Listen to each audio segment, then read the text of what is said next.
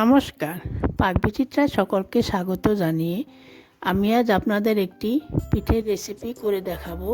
ময়দা ক্ষীরের দুধ পুলি। এটি বানানো খুবই সহজ। আমার চ্যানেলটি অবশ্যই সাবস্ক্রাইব করবেন, পাশে থাকবেন। ধন্যবাদ। আজ আমি আপনাদের আরেকটি নতুন রেসিপি করে দেখাবো, ময়দা দিয়ে ক্ষীরের দুধ পুলি। তার জন্য এখানে আমি 1.5 কাপ ময়দা নিয়েছি। ময়দাটাকে এখন আমি ময়ান দিয়ে নেব। এখন আমি 4 টেবিল চামচ রান্নার সাদা তেল অ্যাড করে নিচ্ছি। এখন আমি তেল দিয়ে ময়দাটাকে ভালো করে ময়ান দিয়ে নেব। করে ময়ান দিতে হবে, না হলে পিঠাটা নরম হবে না। আগে ময়ামটাই ভালো করে দিতে হবে। ময়ামটা যত ভালো হবে পিঠাও তত ভালো হবে। দেখুন আমার ময়দাটা ময়ান দেওয়া হয়ে গেছে। দেখুন হাত দিয়ে এরকম চাপ দিলে দলা পাকিয়ে যাচ্ছে। যখন দলা পাকিয়ে যাবে হাতে চাপ দিলে তখন বুঝবেন আপনার ময়দাটা ময়ান দেওয়া ভালো হয়ে গেছে। এখানে আমি আরেক টেবিল চামচ সাদা তেল অ্যাড করেছি। আমি মোট 5 টেবিল চামচ সাদা তেল দিয়ে ময়দাটা ময়ান দিয়ে নিয়েছি। এখন আমি অল্প অল্প জল দিয়ে ময়দাটা ভালো করে মেখে নিব।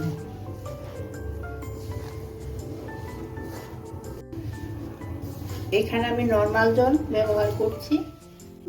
দেখুন আমি ময়দাটা মেখে নিয়েছি। এখন এটাকে আমি 10 থেকে 15 মিনিট ভালো করে আরও মেখে নিব। এটা যত নরম করে ভালো করে মাখা হবে পিঠাটা তত ভালো হবে। এখন এখানে আমি আর জল অ্যাড করব না। এখন ভালো করে 15 মিনিটের মতো মেখে নিব। দেখুন আমি 15 মিনিট ময়দাটাকে মেখে নিয়েছি। মেখে একটা ডো তৈরি করে নিয়েছি। এখন আমি এটাকে লেচি কেটে নেব। দেখুন আমি 3টে লেচি কেটে নিয়েছি। লেচিটা একটু বড় করে কাটতে হবে, বেশি ছোট করে কাটলে হবে না। দেখুন আমি একটা লেচি নিয়ে নিয়েছি। এখন লেচিটা আমি একটু হালকা একটু ময়দা দিয়ে বেলে নেব।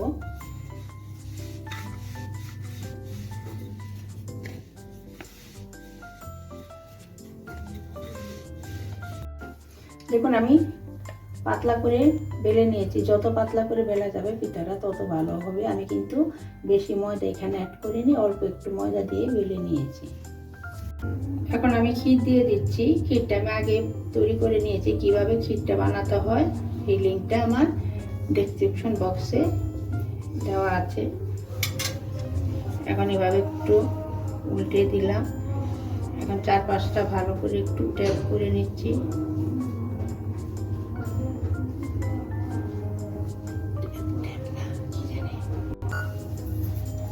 দেখুন আমি একটা এই ধরনের বাটি নিয়েছি। বাটির সাহায্যে আমি পিঠাটা কেটে নেব।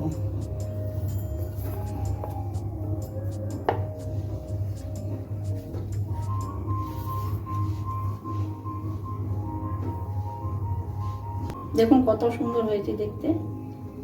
বাটির সাহায্যে কেটে নিয়েছি। আমি আরেকটা বানিয়ে দেখাচ্ছি। ঘি দিয়ে দিচ্ছি। প্রথমটা দেখাতে ভুলে গেছি, একটু জল দিয়ে দিচ্ছি। এখন আবার হাত দিয়ে ভালো করে ট্যাপ করছি। একটু জল দিয়ে নিলে তাহলে আর মুখটা ছুটে যাবে না ভাজার সময়।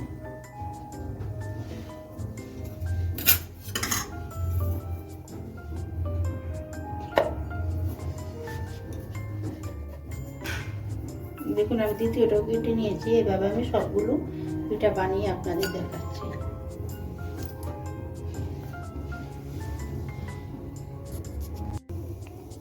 দেখুন আমি 10টা পিঠা বানিয়ে নিয়েছি। আর আমি অতিরিক্ত এগুলো দিয়ে আর তৈরি করিনি। এখন আমি পিঠাগুলো ভেজে নেব। তার জন্য কড়াইতে আমি সাদা তেল দিয়ে পরিমাণ মতো গরম করে নিয়েছি। এখন এক এক করে আমি পিঠাগুলি দিয়ে দিচ্ছি। আমি 3টা করে ভেজে নিচ্ছি, আর বেশি দেবো না।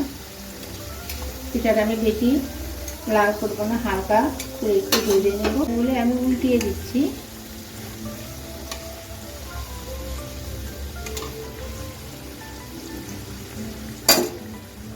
আমার পাশে একটু জায়গা আছে, আরেকটা দিয়ে দিচ্ছি।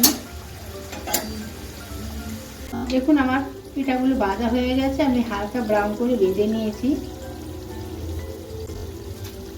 সবগুলো তুলে নিচ্ছি। একটু বেশি ভাজা যাবে না, তাহলে পিঠাগুলো দুধে ভিজালে নরম হবে না, বেশি ভাজলে শক্ত হয়ে যাবে। আমি দ্বিতীয়গুলো ভেজে নিচ্ছি। দেখুন এখানে আমি দুধ পুলিটা তৈরি করার জন্য এখানে 1 লিটার দুধ নিয়ে নিয়েছি। আমি আমুল শক্তি প্যাকেট দুধ নিয়েছি, আপনারা চাইলে গরুর দুধও নিতে পারেন। এখন দুধটাকে আমি বলক তুলে নেব। দেখুন আমার দুধে বলক চলে এসছে। এখন আমি 4 টেবিল চামচ চিনি অ্যাড করে দিচ্ছি। এখানে মিষ্টিটা আপনারা আপনাদের স্বাদ অনুযায়ী দেবেন। আমি কিন্তু ক্ষীর করেছি, তখনও চিনি অ্যাড করেছি। এখন আমি 2 মিনিটের মতো দুধটাকে আরও জাল করে নেব। দেখুন আমার 2 মিনিট হয়ে গেছে। আমি এখন পিঠাগুলো দিয়ে দিচ্ছি। এখন গ্যাসটা লো টু মিডিয়াম রেখে পিঠাগুলো জাল করে নেব, অনবরত নেড়ে যেতে, যাতে তলায় লেগে না যায়। দেখুন হালকা হাতে অনবরত নেড়ে চেড়ে পিঠাগুলো জাল করে নিতে হবে। আমার পিঠাটা অনেকটাই নরম হয়ে গেছে, দুধটাও ঘন হয়ে গেছে। আমি আরও কিছুক্ষণ জাল করে নিচ্ছি। হালকা হাতে নাড়িয়ে নিতে হবে। আমার পিঠাগুলো অনেকটাই নরম হয়ে গেছে, দুধটাও অনেকটা ঘন হয়ে গেছে। এখন আমি কিছু কিশমিশ দিয়ে দিচ্ছি। কিশমিশটা আমি 4-5 ঘন্টা ভিজিয়ে রেখেছিলাম, দিয়ে দিচ্ছি।